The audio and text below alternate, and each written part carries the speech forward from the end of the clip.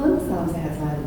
Pada tayangan sebelumnya, kita sudah membahas mengenai perluasan kompetensi dari Peradilan Tata Usaha Negara. Dan kali ini kita akan melanjutkan mengenai hal tersebut. Secara khusus kita akan membahas mengenai sengketa khusus yang ada di Peradilan Tata Usaha Negara. Dan untuk membahas hal tersebut, sudah bersama dengan kita seorang hakim muda yang charming dan cukup berkompeten untuk membahas hal tersebut. Ada Bapak Endri, Sarjana Hukum. Halo Pak Endri. Halo Bu Baby, selamat sore. Senang sekali diundang ke podcast Santun Petun Pekanbaru ini. Terima kasih sudah hadir di sini, Pak Endri. Ya. Kita akan bicara soal, kita ngobrol-ngobrol nih ya Pak Endri ya, mengenai sengketa khusus yang ada di Peradilan Tata Usaha Negara. Nah, yang kita mau tahu dulu Pak, sebelum kita panjang lebar, apa sih yang dimaksud dengan sengketa khusus di Peradilan Tata Usaha Negara? Baik, ya terima kasih Bu Baby. Ini sebuah pertanyaan yang menarik sekali ya, tentunya untuk kita bahas lebih lanjut. Memang secara normatif kalau kita lihat istilah mengenai sengketa khusus itu tidak kita temukan dalam peraturan perundang-undangan. Nah, namun memang dalam prakteknya di lapangan mungkin saja ini untuk mempermudah pemahaman kita begitu. Bahwa penggunaan frasa sengketa khusus ini sebenarnya yang dimaksud adalah sengketa-sengketa PT-UN yang diatur dengan hukum acara khusus ya. Jadi sengketa itu kewenangannya diatur dalam undang-undang tersendiri secara terpisah, kemudian pun hukum acara pemeriksaannya itu diatur secara terpisah. Dalam hal ini konteksnya tentu saja perma-perma yang dilahirkan oleh Mahkamah Agung ya sebagai pedoman pemeriksaan perkara-perkara sengketa itu tadi. Begitu lebih kurang Bu Bewi. Jadi kekhususannya itu sebenarnya ada di hukum acaranya. Kurang lebih seperti itulah ya Pak. Yeah. Sehingga dia bisa disebutkan dengan khusus. Tidak seperti biasanya. Baik itu mekanisme pemeriksaannya ya, tenggang waktu dan juga mengenai subjek dan objek ya. Itu sudah diatur secara terpisah dari Undang-Undang Peradilan Tata Usaha Negara. Kemudian Pak, bagaimana lahirnya sengketa khusus ini di Peradilan Tata Usaha Negara? Kenapa bisa ada? Ya, tentu saja kita bisa berangkat dari paradigma baru penyelenggaraan bernegara ya Bu Bebi, karena tentu saja PT-UN sebagai pengadilan tata usaha negara yang kewenangannya banyak bersinggungan dengan eksekutif, penyelenggaraan pemerintahan begitu. Untuk menjawab hal ini saya pikir ada 3 kata kunci yang penting ya. Yang pertama itu tentu saja demokratisasi penyelenggaraan bernegara. Kita tahu pasca reformasi 98 ada banyak sekali perubahan aspek ya di berbagai aspek dalam kehidupan bernegara kita. Jadi demokratisasi ini kemudian berimbas pada banyak hal begitu, termasuk relasi antara warga masyarakat dengan pemerintah. Nah, kemudian bisa saya sebutkan perkembangan teknologi informasi dan komunikasi yang kita rasakan pada saat ini sangat pesat begitu, sehingga itu juga berimbas pada bagaimana peradilan berkembang kemudian berproses untuk memberikan akses to justice sebaik-baiknya terhadap masyarakat pencari keadilan. Dan yang terakhir ada konsep baru Bu Bebi di tata kelola pemerintahan yang kita kenal dengan istilah e-governance atau electronic governance. Itu pun secara eksplisit pada saat ini sudah kita rasakan juga di kita sebagai aparatur pengadilan yang bersinggungan dengan pejabat pemerintahan. Begitu lebih kurang. Jadi boleh dikatakan ketiga hal tersebut singkatnya adanya transparansi bernegara ya, ada hubungan antara masyarakat dengan pemerintahnya, kemudian perkembangan digital ya Pak ya, dan pelayanan pemerintahan terhadap warga masyarakat. Begitu ya. Dan kemudian ini sudah kita wujudkan, kita udah punya electronic court Pak. Gitu di peradilan kita sudah menerapkan, bahkan di Petun Pekanbaru sudah. Itu bagian juga dari e-governance ya Pak ya? Iya. Oke. Dan untuk kita melihat sebenarnya Pak, sebelum kita kembali lagi ke acara khususnya, acara apa sih yang ada di TUN sebenarnya? Iya, di PT-UN secara ringkas bisa kita sebutkan ada 4 jenis ya. Pertama acara biasa, acara singkat, dan acara cepat. Nah, ketiga jenis acara ini itu diatur mekanismenya di dalam Undang-Undang Peradilan Tata Usaha Negara ya, Undang-Undang Nomor 5 Tahun 1986 dan perubahannya.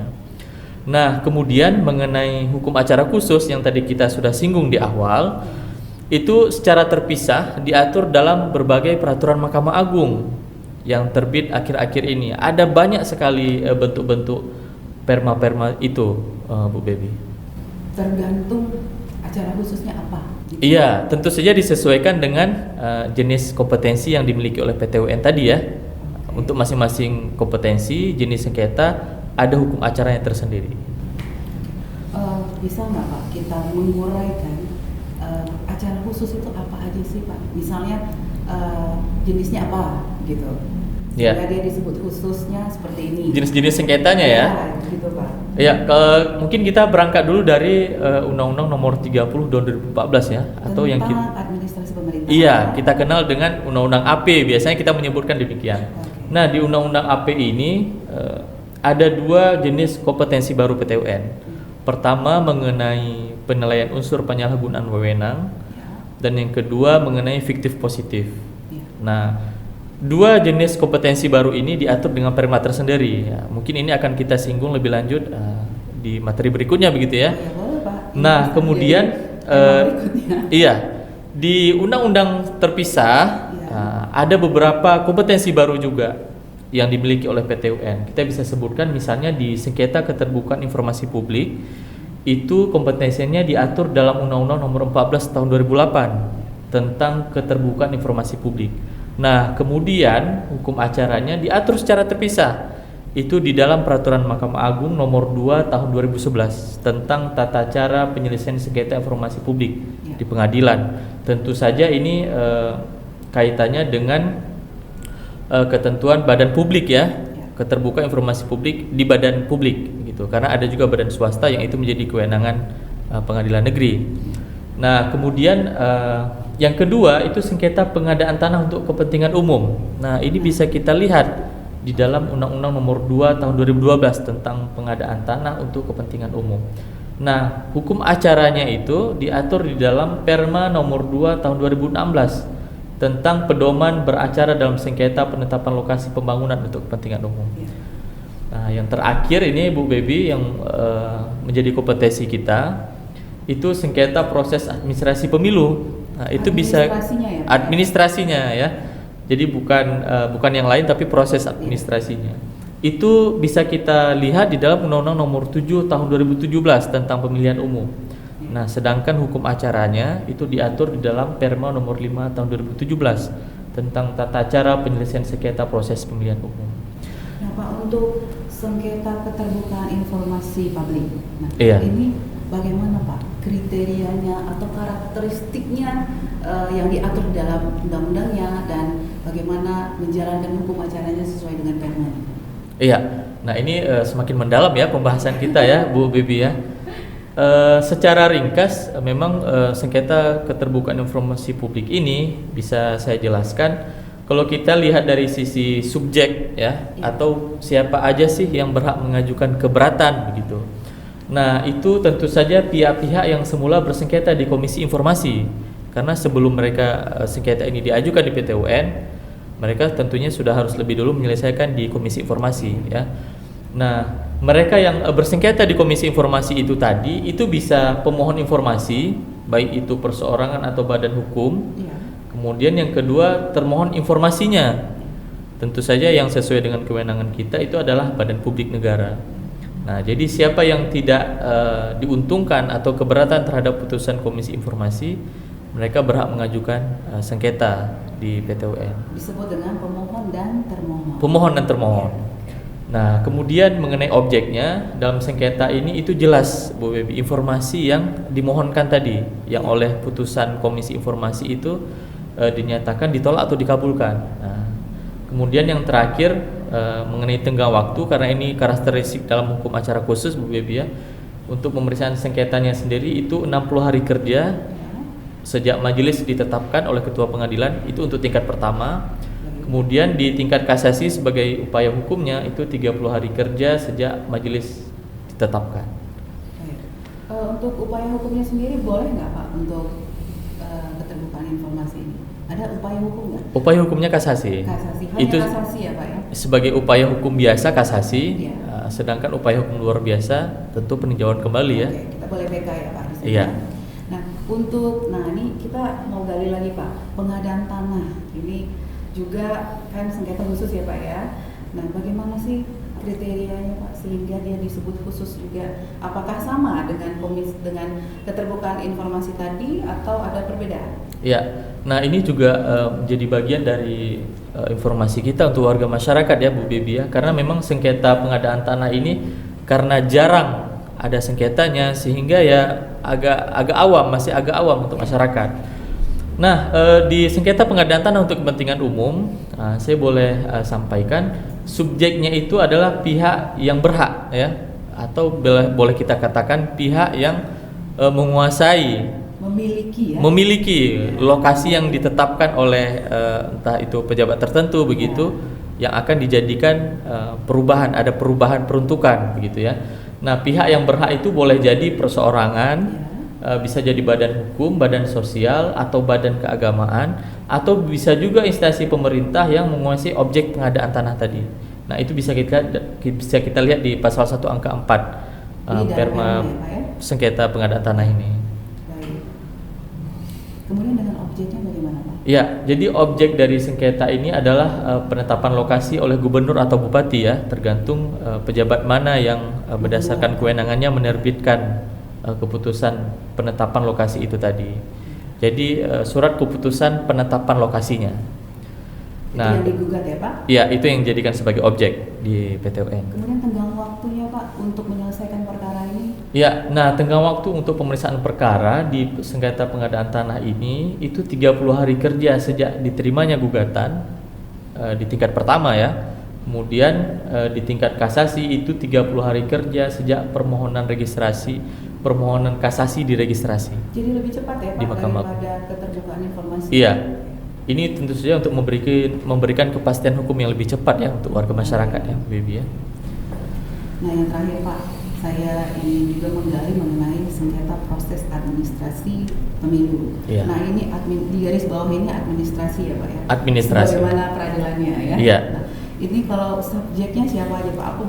Apa masih perorangan, apa masih badan hukum atau bagaimana? Ya, nah memang untuk sengketa proses pemilu ini agak menarik ya. Ini undang-undang baru tahun 2017, mungkin masih sedikit juga baik itu praktisi seperti advokat maupun masyarakat umum mengetahui mengenai hal ini. Sengketa proses administrasi pemilu, subjeknya itu sudah ditentukan secara rigid, Bu Bebi. Pertama itu calon anggota DPR, calon anggota DPD, DPRD provinsi dan DPRD kabupaten kota ya. Itu untuk perseorangan calon anggota begitu. Nah, bisa juga partai politik calon peserta pemilu. Atau yang terakhir itu bakal pasangan calon presiden dan calon wakil presiden. Iya. Nah, yang mereka ini tentu saja pihak-pihak yang dirugikan ya oleh keputusan KPU yang menyatakan mereka tidak lolos verifikasi oleh KPU. Nah, jadi mereka yang masing-masing keberatan terhadap keputusan KPU itu yang menyatakan tidak lolos verifikasi, mereka yang berhak mengajukan gugatan di PT UN. Tentunya mengenai objek gugatan itu sendiri Pak, ini ada hubungannya tidak dengan KPU misalnya? Kan KPU itu yang menerbitkan keputusan mengenai penetapan calon, kan seperti itu ya Pak? Iya, benar sekali. Benar sekali Bu Bebi. Objek gugatannya di sini tentu saja keputusan KPU ya, Komisi Pemilihan Umum, dan tergantung di level mana KPU-nya. Misalnya keputusan KPU pusat, KPU provinsi, KPU kabupaten kota mengenai penetapan daftar calon tetap anggota DPR atau anggota DPD atau DPRD provinsi maupun DPRD kabupaten kota. Nah, kemudian keputusan KPU tentang partai politik calon peserta pemilu. Ya, ini untuk partai politik. Untuk partai politiknya. Kemudian yang ketiga, keputusan KPU tentang pasangan capres dan cawapres yang dinyatakan lolos. Ya, itu yang menjadi objek ya dalam sengketa. Nah, ini Pak hubungannya dengan penyelesaian perkaranya itu berapa hari Pak? Nah, memang mengenai tenggang waktu memutus perkaranya ini Bu Bebi, kalau kita mengacu ke permanya itu 21 hari kerja sejak gugatan dinyatakan layak ya. Namun memang pada prakteknya kita harus lihat biasanya KPU ketika mengadakan proses pemilu begitu mereka sudah menetapkan jadwal-jadwal pelaksanaan pemilu ya. Biasanya memang sudah ditentukan berapa hari waktu bagi pihak-pihak yang keberatan terhadap keputusan KPU tadi untuk mengajukan gugatan di PT UN. Nah, memang nanti pada prakteknya di lapangan hal ini harus saling disinkronkan begitu. Jangan sampai tentunya putusan PT UN nanti justru tidak bisa diakomodir atau tidak bisa dilaksanakan oleh KPU ya. Nah, tentu saja itu harus ada koordinasi. Begitu ini kaitannya untuk memberi kepastian hukum ya. Iya, apalagi tentu kan saja. ini pemilihan menetapkan siapa nanti yang menjadi anggota legislatif seperti itu. Apalagi ada pencalonan presiden. Iya, benar sekali Bu Bebi. Kemudian kalau misalnya Pak kurang puas terhadap putusan pengadilan bagaimana? Untuk sengketa proses administrasi pemilu ini ya. Hukumnya apa saja yang boleh kita lakukan? Ini tidak ada upaya hukumnya, Bu Bebi. Sebagaimana ketentuan di Perma, kalau kita melihat tidak ada upaya hukum yang dimungkinkan. Inkrahnya di tingkat pertama. Langsung inkrah di tingkat pertama untuk perkara sengketa proses administrasi ya. Tidak boleh ada tidak puas ya Pak ya, harus puas ya Pak. Iya, demikianlah ketentuan normatifnya, Bu Bebi. Baik Pak. Nah, menarik ya Pak ya. Jadi ketiga sengketa khusus yang tadi kita baru bahas ini, tiga-tiganya berbeda loh Pak. Iya, karena kekhususan hukum acaranya itu tadi masing-masing punya karakteristik tersendiri dan saling berbeda tentunya dengan yang lain. Jadi diatur di undang-undang tersendiri, kemudian hukum acaranya diatur di permanya tersendiri. Iya, ya? iya. Dan nggak ada yang sama Pak. Tadi saya lihat nggak ada yang sama, iya, gitu ya. Iya. Nah, sengketanya menarik ini sengketa khusus. Baik Pak, dari apa yang tadi sudah kita bahas ini Pak, sudah berjalan sengketa khusus di Peradilan Tata Usaha Negara. Bagaimana sih ke depannya nih? Hari ini kita melihat ke depannya apa sih harapan kita terhadap sengketa-sengketa khusus ini? Ya, nah ini memang sebuah wacana yang menarik ya untuk diskusikan lebih lanjut begitu. Tapi saya pikir sebagai bagian dari pemantik isu ini, kalau kita mengacu kepada asas peradilan di PT UN ya, dan juga peradilan yang lain gitu, kita mengenal ada yang namanya asas peradilan cepat, sederhana dan tidak berbiaya tinggi. Nah, kalau kita mengacu kepada asas ini, tentu saja kalau saya melihat dibutuhkan sebuah simplifikasi ya atau penyederhanaan terhadap hukum-hukum acara khusus kita tadi. Mengapa? Karena hal ini tentu saja kalau saya boleh sampaikan, pertama ini menyederhanakan mekanisme pemeriksaan perkaranya yang tentu saja nanti berpengaruh terhadap jangka waktu proses penyelesaian perkara ya. Tentu saja semakin sederhana akan semakin cepat penyelesaiannya dan yang biayanya juga semakin tidak tinggi. Semakin tidak tinggi Bu Bebi. Dan kemudian yang kedua, ini memudahkan pemahaman kita sebagai sesama aparatur pengadilan dan tentu saja masyarakat pencari keadilan gitu pada akhirnya, bahwa dibutuhkan suatu pemahaman yang utuh dan sama mengenai sengketa-sengketa khusus ini tadi dan bagaimana pemeriksaannya di pengadilan. Nah, simplifikasi atau penyederhanaan ini tentu saja akan memudahkan dua hal tersebut bisa dicapai. Dan yang terakhir kalau saya boleh sampaikan Bu Bebi, penting juga pembaharuan hukum acara ke depannya ya, itu berorientasi pada kodifikasi hukum acara peratun. Kalau saat ini kita lihat dalam sengketa khusus tadi yang sudah kita bahas sebelumnya, ada banyak perma yang diterbitkan oleh Mahkamah Agung. Nah, mungkin ke depan khususnya untuk hukum acara peradilan tata usaha negara, selain juga ada Undang-Undang Peradilan Tata Usaha Negara tadi, Undang-Undang Nomor 5 Tahun 86 dan perubahannya, ada perma-perma. Nah, mungkin perlu juga ke depan perma-perma ini bisa kita jadikan sebuah aturan atau undang-undang begitu. Mungkin lebih pas bentuknya undang-undang. Ya, karena ini hukum acara pengadilan begitu kan. Ada satu undang-undang tersendiri yang itu mencakup memuat semua hukum acara di PT UN tentang sengketa khusus. Ya, termasuk di dalamnya mengenai sengketa khusus.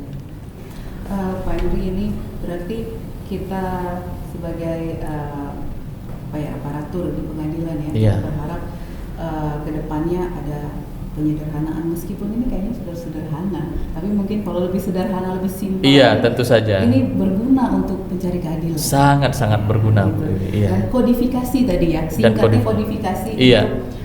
peraturan hukum acara lah ya, Hukum acara. seperti itu ya. Iya. Semoga nanti bisa menjadi undang-undang, kita bisa memahaminya bersama. Iya. Tidak ada lagi seperti apa namanya ya, penafsiran tersendiri. Iya, itu menghindari penafsiran berbeda juga Iya, tentunya Bu seperti Evi. itu. Benar sekali. Nah, terima kasih Pak Andri, kayaknya penjelasannya sudah cukup panjang lebar mengenai sengketa khusus. Nanti kita ada waktu akan membahas satu-satu, mungkin bisa ya Pak ya. Oh ya, tentu saja. Tentu saja ini menarik untuk dikaji lebih lanjut ya Bu Evi ya. Ada banyak sekali kompetensi Tadi baru di kita PT UNED. membicarakan sengketa khusus secara umum ini Pak. Iya, Ya, ini gitu mungkin ya. Nanti kita akan kulitnya membahas saja. secara khusus lagi. Iya, tentu saja. Terima kasih ya Pak Andri atas kehadirannya. Iya, sama-sama Bu Bibi. Sampai ketemu lagi nanti di tayangan berikutnya, kita undang lagi. Iya. Boleh ya Pak ya? Sangat boleh. Terima kasih Pak Andri. Terima kasih sudah menyaksikan kami. Semoga tadi apa yang kita perbincangkan dapat bermanfaat bagi siapa saja yang menyaksikan tayangan ini. Apabila Anda memiliki pertanyaan seputar peradilan tata usaha negara, silakan menuliskannya di kolom komentar dan kami akan menjawabnya pada tayangan kami yang selanjutnya. Salam santun dan jaya Jaya. Aparatur Indonesia.